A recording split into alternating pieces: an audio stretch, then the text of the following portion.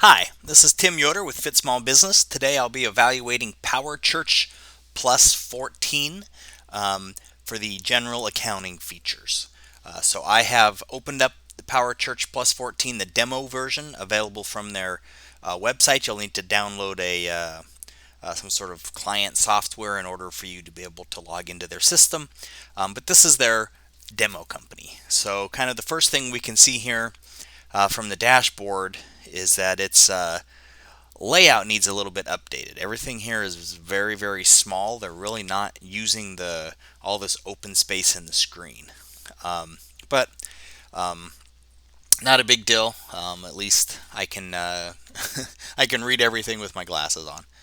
Okay, so let's look at some of the accounting features. So the first thing is let's look at our chart of accounts and see if we can customize that. So under accounting, fund accounting, oops, let's see,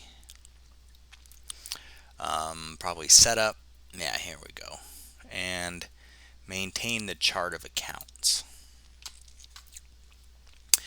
Okay, so it brings me just to one account here, the general fund. Now if I want to see all the accounts, I think I can hit locate, and this shows me all the accounts. And so this is a fairly old-fashioned way of setting up accounts, and so you'll notice there's like an account for assets, so nothing ever gets posted to that account. That's simply something they want to on their show up on their financial statements. And so same with bank accounts, checking accounts. So the only account here that actually would get stuff posted to it is the first bank checking. Everything else is just things they need to put in there to design their balance sheet. So fairly old-fashioned, but it is a way that you can get a lot of customization in your balance sheet as well.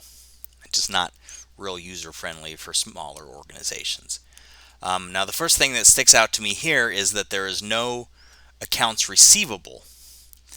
So I've actually looked at adding an accounts receivable account, and while you could add an asset account called accounts receivable, that's not going to work for tracking your accounts receivable because you need to be able to do that by customer. And so they need a system account for accounts receivable in order to include your accounts receivable on your financial statements, and you can't do that here. So it does look like you can track your invoices, which would be accounts receivable, but those accounts receivable are not going to show up on your financial statement. So you can use it to track them, but it doesn't appear as though the statements will be accrual. The statements look to be simply cash basis. And same thing with liabilities. There's no accounts payable account in their liabilities. Okay, so it does look like you can add accounts fairly easily. Click add, give it some information. Since this is governmental, I'm sorry, church accounting, let's quickly look at their funds as well. So maintain a list of, oops. Yeah, see, everything is so small here. You have to be very careful what you click on. So fund accounting, go over here, set up, list of accounting funds. There we go. Okay, so we can hit locate. Okay, and so all they have right now set up is a general fund, but you could certainly put in additional funds as well. What kind of codes? So they have one for we could do 02, and we could do the building fund.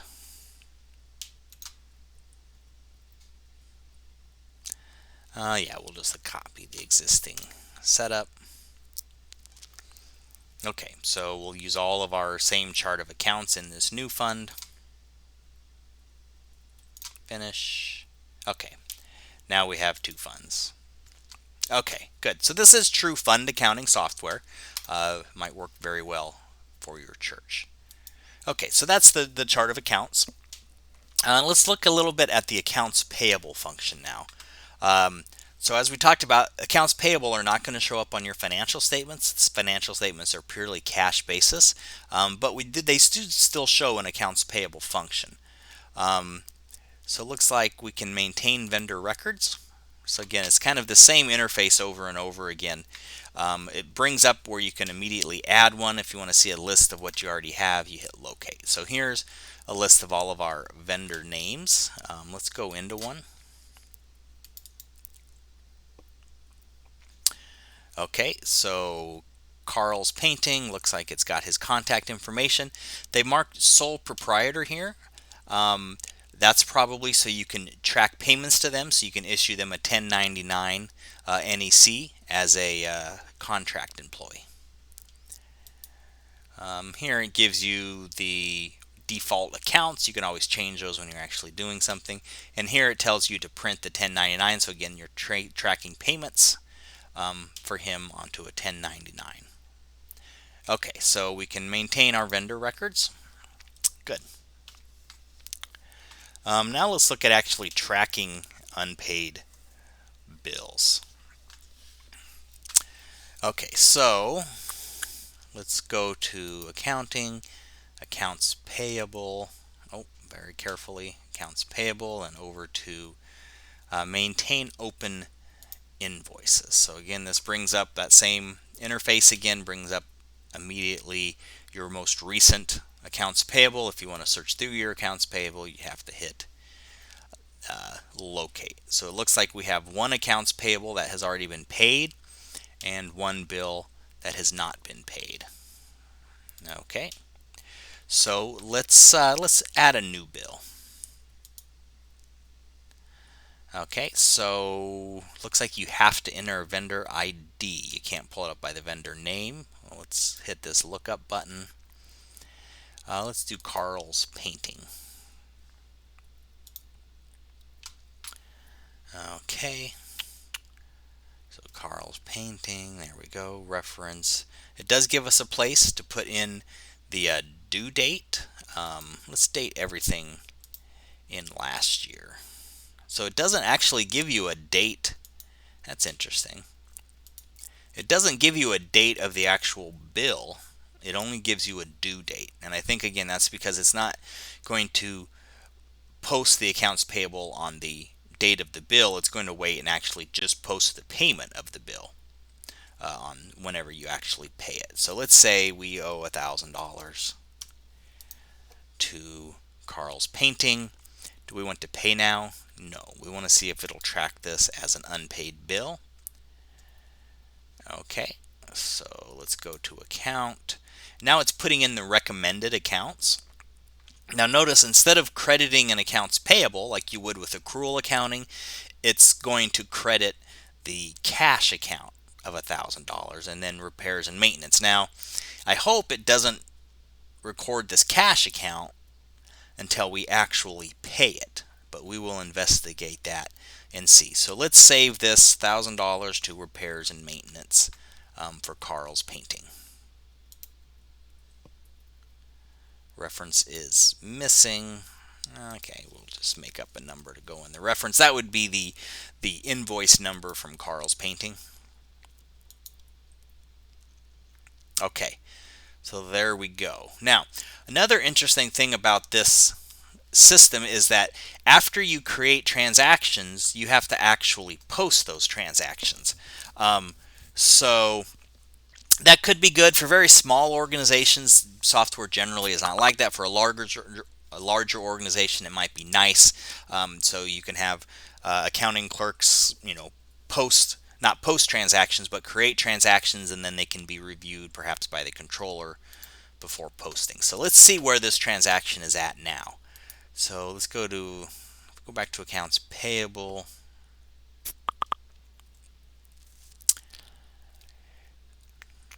So let's see how it's showing up here in our open invoices. So let's do locate. Okay, so we have Carl's painting with the proper due date there, the amount of $1,000. Has it been paid? No. Okay. Now let's go. I don't think that we should be able to post that transaction because on the cash account, on a cash basis, nothing's happened yet. But let's go here to let's post accounts payable. Yeah, so this is not showing up yet in our, so our $1,000 is not showing up yet in our transactions to post. So I'm going to go ahead and post the ones that have not been posted yet. Okay, so before anything gets posted, we are going to have to. Actually, you know what? Let's just double check. I just want to make sure that I understand how this is working. So I'm going to check the check register here. So I think in accounts payable, somewhere here I saw a check register earlier.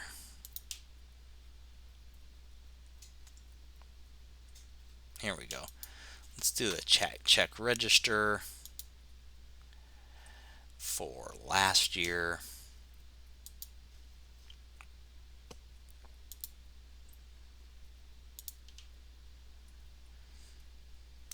And now let's just make sure there's Carl's painting, but that's a different one. Yeah, good. So it looks like the check register, it's not recording a payment yet to Carl's painting, which is good. I'd be very worried if it was because we haven't actually written the check yet. Okay, so that looks good. Um, okay, so now let's go ahead and let's pay Carl's painting. So let's go to accounting, accounts payable, and I don't think, see, pay open invoices. Let's try that. Okay, so here's our two open invoices. Let's go ahead and we want to pay Carl's painting, but instead of $1,000, let's see if we can short pay him. Meaning we don't want to pay the full $1,000. We want to only pay $800. Looks like we can't do that here. Let's go ahead and go a little further, see if it gives us another option to do it. No, we can't. Okay, well, let's not give up quite yet.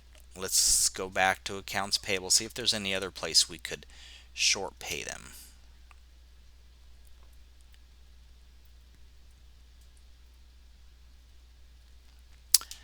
Well, I'm not seeing anything. Okay, so let's um,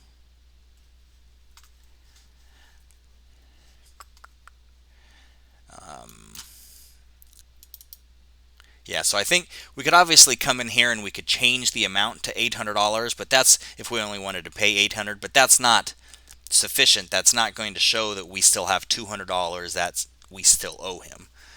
So I guess we could change it to 800 and then create a new bill for 200. That would probably be our workaround, but that's not really the feature that I'm looking for. I wanted to be able to just pay 800 and show that we still owe him 200, and so we can't do that. Okay, well, let's go ahead and pay him the $1,000 then. Okay, so let's go print checks, pay open invoices. Let's pay Carl's painting. Okay, first check number. Yeah, we'll go with that. Date for checks. Okay. Do you need to reprint any checks? Okay, well, that's so it looks like it already sent those checks to my printer. Oh, you know what? I hear my printer working. So it didn't show like a PDF of the checks or anything to inspect. It sent them directly to my printer. So once they print, I will take a look at them. Okay, 1 second. They're printing.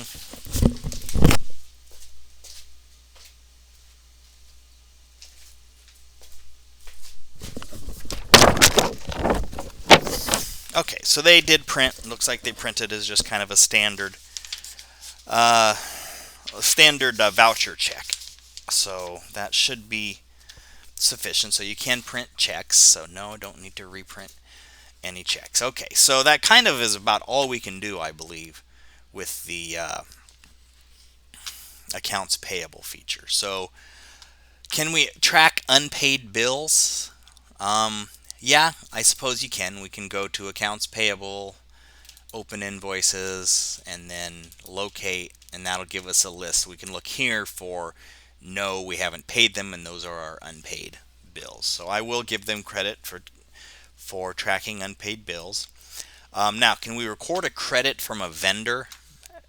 No. So there is no way to do that, the accounts payable here, which is not surprising because, again, accounts payables, it doesn't even include them in the financial statements. And so if you received a credit from a vendor, you would just have to go back and change the original bill. Can we short pay an invoice? No, we looked at that. We cannot. The only thing you could do is go back and change the original invoice, which is not sufficient. And can we attach receipts to bills? I don't think so. Let's take a look here. Any place to attach like a PDF of a receipt? No, I don't see anything like that. Okay. Can we track payments to independent contractors? Yes, we can do that.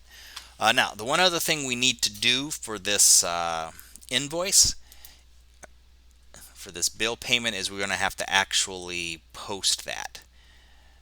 So again, they call it posting accounts payable. I mean, it's not really an accounts payable feature at all. They have no accounts payable. So they are tracking your bills, but they're not recording them as accounts payable on your balance sheet. So we can post this check for $1,000.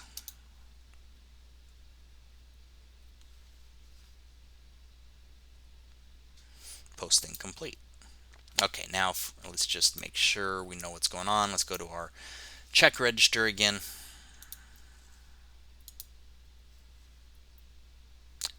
We printed them in this year. Okay.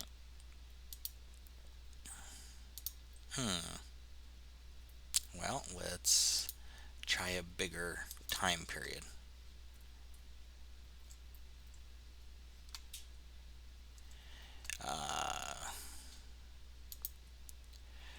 Let's just, I think there's only 1/4 worth of data in here, so that should give us everything.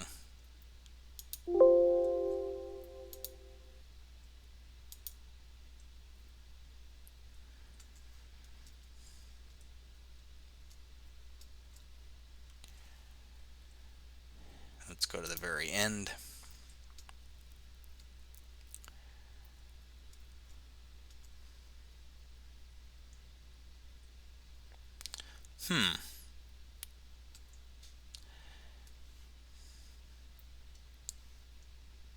Okay, so our check number was 3922.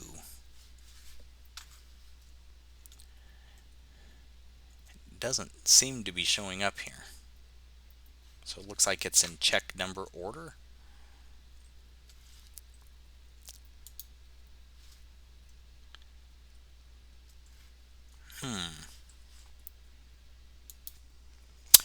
So I've done a significant amount of research here trying to figure out why those check payments aren't showing up, and I think I may have found something from a user that was having a similar problem. So I think we've already posted our accounts payable.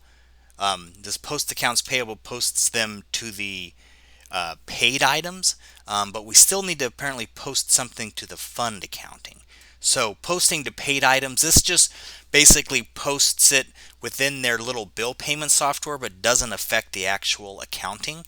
So I think we have to go to fund accounting and post transactions, and hopefully we'll see this $1,000 transaction. Yeah, so it looks like January 2022, there's one transaction that's unposted. So let's see if that's our transaction. One transaction was posted. Okay, posting report. Can I just view it on my screen? I don't want to have to send it. Nope, I can't view it on my screen. I got to send it to the printer, so I don't want to do that. Okay, finish, but I think that's going to solve our problem here. So accounting reports. Now let's look at our check register.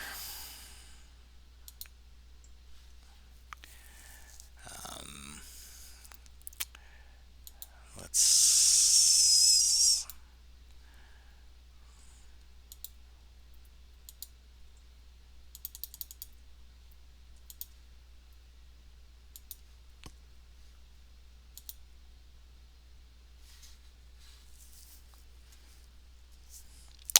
So let's go down again. Our check was number 3922. Skip to the end. Yeah, and there we have it. Okay. Wow, is that kind of inconvenient? So you got to post it twice. You've got to post it to the accounts payable feature, which again, their accounts payable feature is essentially separate from their financial reporting. So first you post it to their accounts payable feature, and then you have to post it to the fund accounting. So there you go. Okay, so let's see where we're at here on our scorecard. Okay, so I'm going to put the ease of use as fairly difficult for that. Okay, so let's move on to our accounts receivable. I'm guessing it's going to be very similar because they don't really have an accounts receivable feature in the software itself. In the accounting function, it's really just kind of like the bills are. They just keep them separately. So let's go to our accounts receivable, maintain our customers. Here's our list of customers. Have to hit locate if we want to see all of our customers. And there we go. Okay, let's generate an invoice. So we will send one. Let's send a daycare bill to Robert Ballou. Oh, nope, sorry. So this is maintaining our customers. We're going to have to go somewhere else for this. Let's go accounting, accounts receivable, maintain invoices. There are no invoices right now. Looks like it's the invoices with the amounts with an amount due. What if we change this to all invoices? Okay, there we go. And so we can see the amount of the invoice and how much was paid. Let's create a new invoice. And we'll just use, let's use last year's date.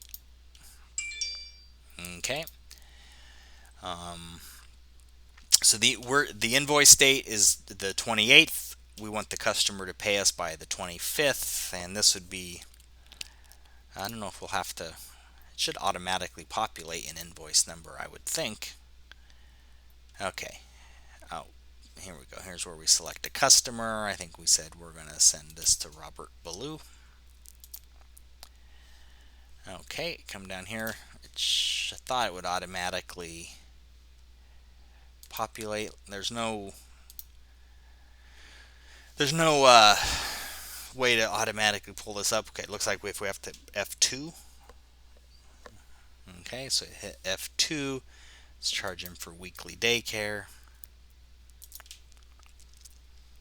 Okay, and let's make this a different amount so that we can easily see it. So I'm going to make it $500 so we can easily track it down.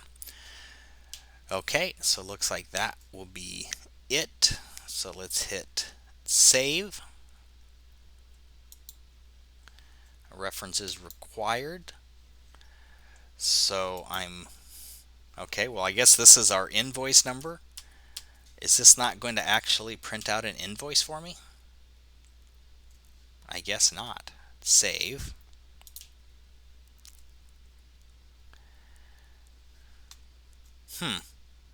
Okay. Invoice detail.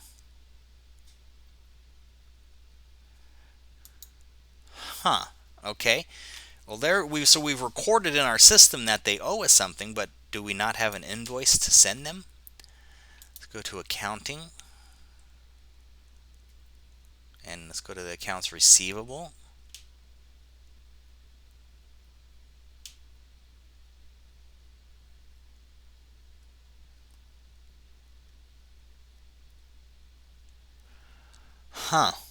It does not look like you can actually print an invoice. Let me do a little bit of research, make sure. Okay, so I'm back from the research. There is a way to print it. It's kind of inconvenient, so it's actually considered a report.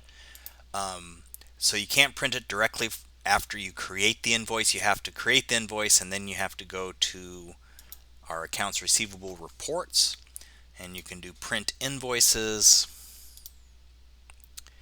And then our invoice was from last month.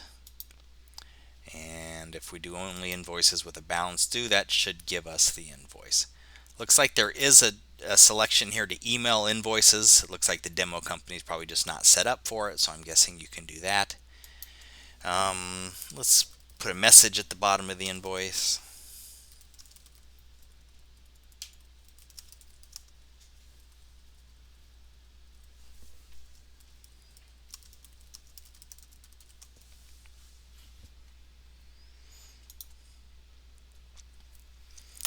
Okay, so that's the one we want to print. Okay, and there we go. So it gives us the invoice number. Now remember, we had to actually manually remember that number and put it in there, so it doesn't automatically create an invoice number. You're going to have to keep the invoice yourself, and that's a very generic looking invoice. You can't add any color, you can't add logos, you can't change the design, but it is an invoice. If you care about invoicing, I would highly recommend something like Zoho Invoice. Is actually a free software that you can manage your invoices and make them look very nice. And since this software doesn't actually use the accounts receivable function in its financial reports, there's really not much of a downside to doing your invoicing in a separate program. Okay, so we can print an invoice. Okay. Can we generate recurring invoices? I think we can. I think we can actually do accounts payable and accounts receivable. Let's look at this. Repeating invoices, maintain repeating invoices,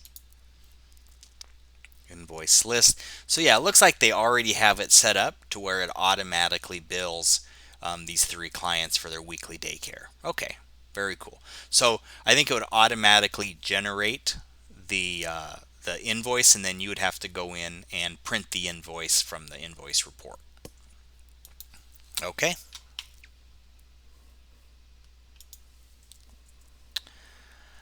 Can a customer short pay us? Let's take a look at that. So let's go to this invoice we have. Okay. I don't know if there's a way to record there's probably not a way to record the payment directly from the invoice. No. So there's probably a separate function for that. So accounts receivable, maintain payments, I suppose. No, those are our unposted payments. Accounts receivable.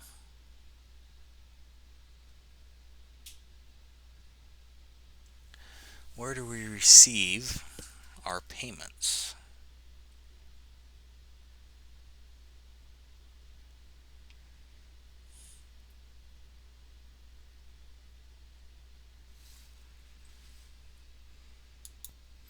Okay, I think I found where you receive payments on your invoices. So accounts receivable, maintain invoices, and then when you're looking at the invoice, you can flip over here to invoice detail, and down here it looks like you can record payments. So add a payment, say we received it today, payment method, check. Okay, debit our bank account, payment amount. Okay, nice. So I think we can accept a short pay. So instead of $500, let's say he paid us $300.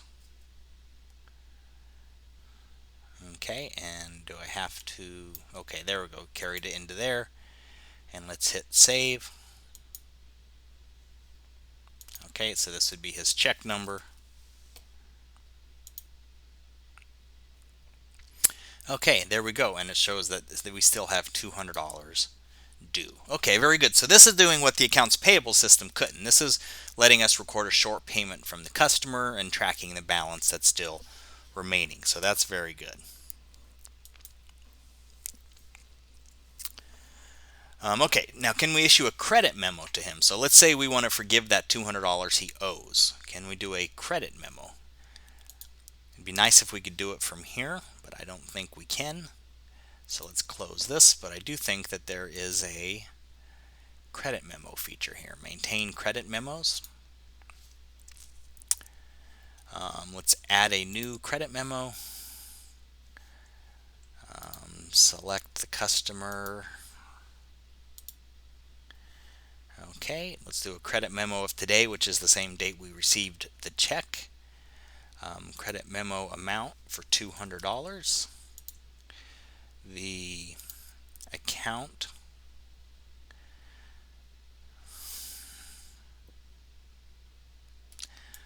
that we're going to put it to.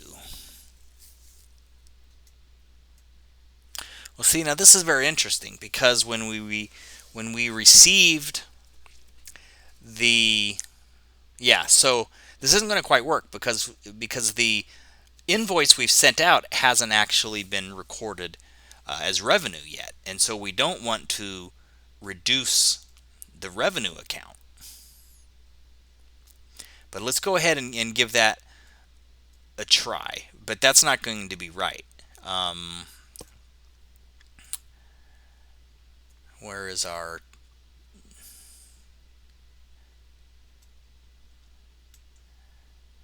where's our child? Do we have a special child care income? Maybe do we have an other income at the bottom?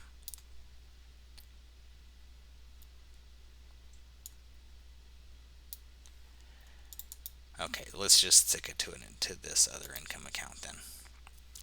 So ideally what I'd want to do is, since that $200 is sitting in accounts receivable, would be to credit accounts receivable. But again, we don't have an accounts receivable. They're not keeping the financial statements on an accrual basis, so we don't have an accounts receivable.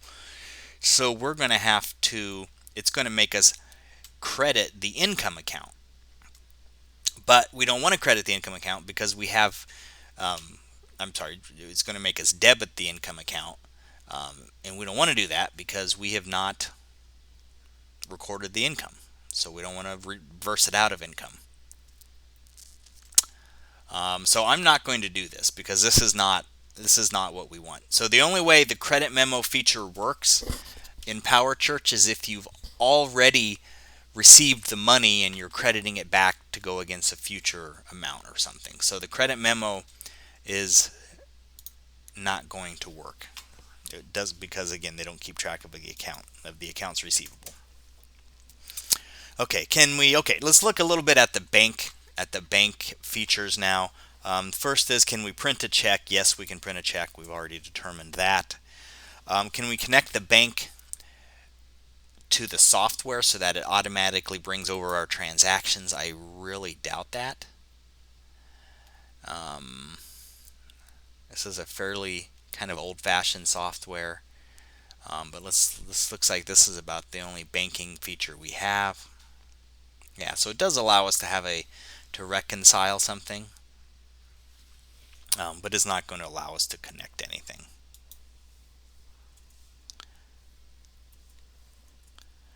Okay, reconcile the bank account. Let's go ahead and pretend like we're reconciling it. As of today, I have no idea what the statement balance would be, but let's just see what things look like. Okay, so here's all of our unreconciled deposits. We'd go through and click on, we'd compare this list of uncleared deposits to our bank statement. How do we get them to clear?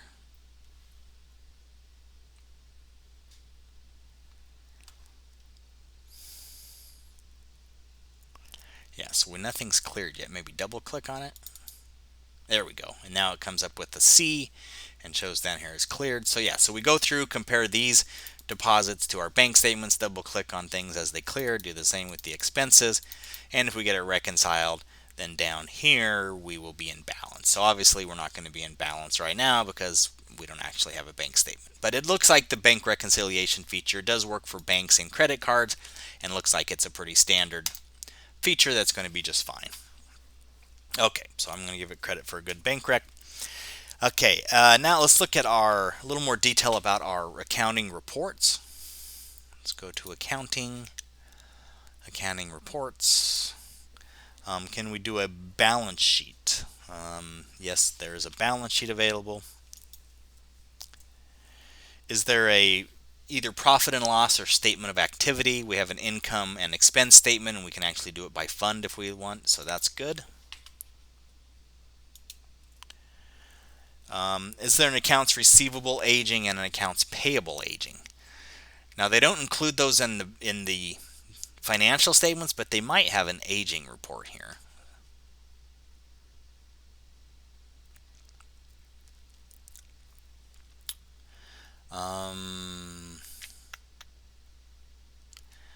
unposted items.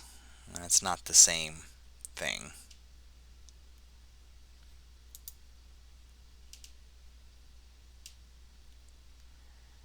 Well, here's an invoice aging report. Let's run that.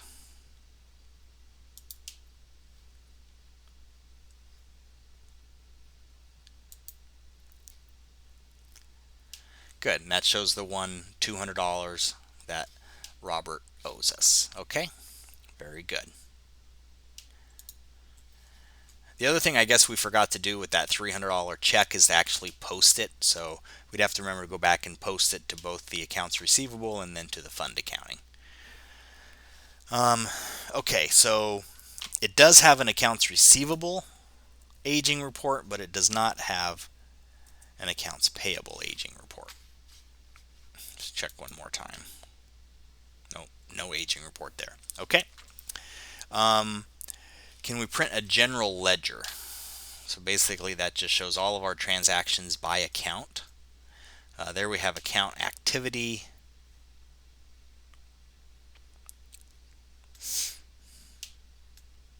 Yeah, so that account activity would give us essentially what the general ledger is. So we would just do the account activity for all accounts, and that would be our general ledger.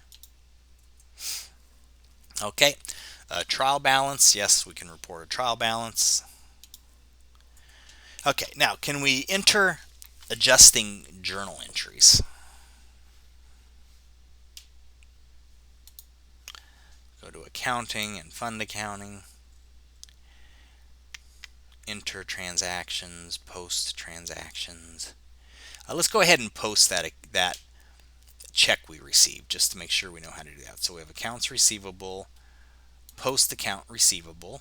So here we're going to post that $300.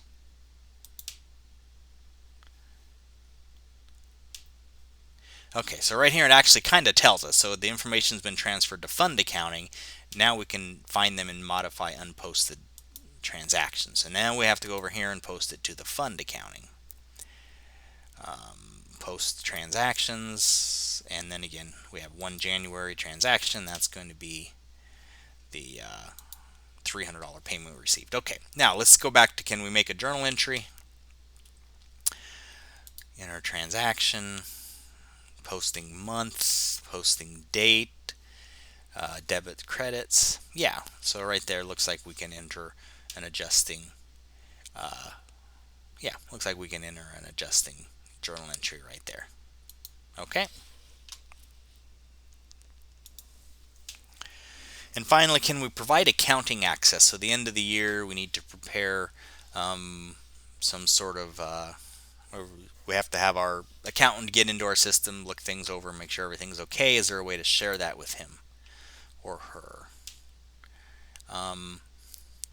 This is an online program, so I think the easiest thing is going to be to provide your accountant access. However, this online program only comes with two